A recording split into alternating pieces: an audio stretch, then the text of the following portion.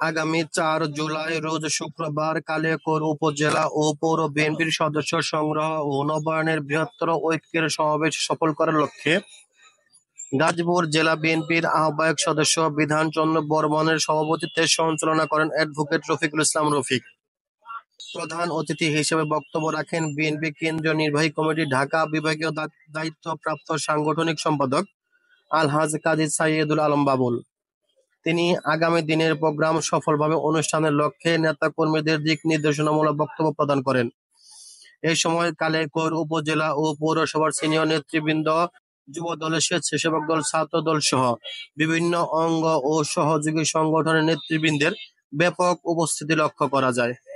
কালিয়াকৈরের বিএনপিতে কোন আওয়ামী দালালরা বা আওয়ামী লীগের কোন নেতা কর্মীরা যাতে কালিয়াকৈরের বিএনপিতে বিশৃঙ্খলা করার জন্য কমিটিতে নতুন কমিটিতে অন্তর্ভুক্ত না হইতে পারে, দীর্ঘদিনের ত্যাগী এবং পরীক্ষিত নেতা কর্মীরা যাতে আগামী দিনে কালিয়াকৈরের নেতৃত্ব দিতে পারে, এই সকল বিষয়গুলাকে কেন্দ্র করে আপনারা ইতিমধ্যেই দেখেছেন।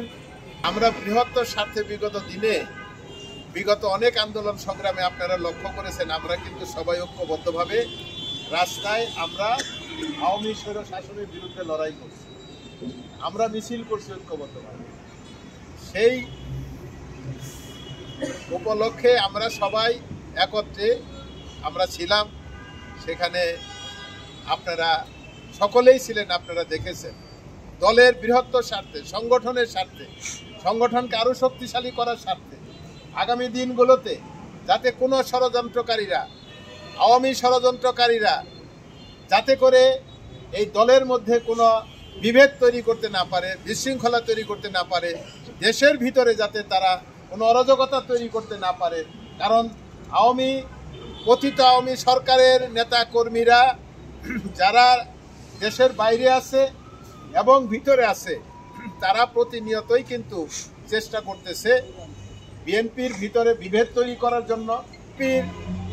যার নেতৃত্বে আমরা দীর্ঘ 15-16 বৎসর আমাদের দেশনেত্রী বেগম খালেদা জিয়া, আমাদের 18 কোটি মানুষের প্রাণের স্পন্দন আমাদের তারেক রহমান সাহেবের নেতৃত্বে যে স্বৈরাচার শেখ হাসিনার পতন আমরা ঘটেছি, সেই আমাদের নেতার যোগ্য নেতৃত্বের, বলিষ্ঠ নেতৃত্বের কারণেই ঈর্ষান্বিত হয়ে বিভিন্ন রকম ষড়যন্ত্র চলছে। এই ষড়যন্ত্র মোকাবেলা করার জন্যই কালিয়াকৈরে আমরা সকল নেতৃবৃন্দের ঐক্যবদ্ধ হয়েছি।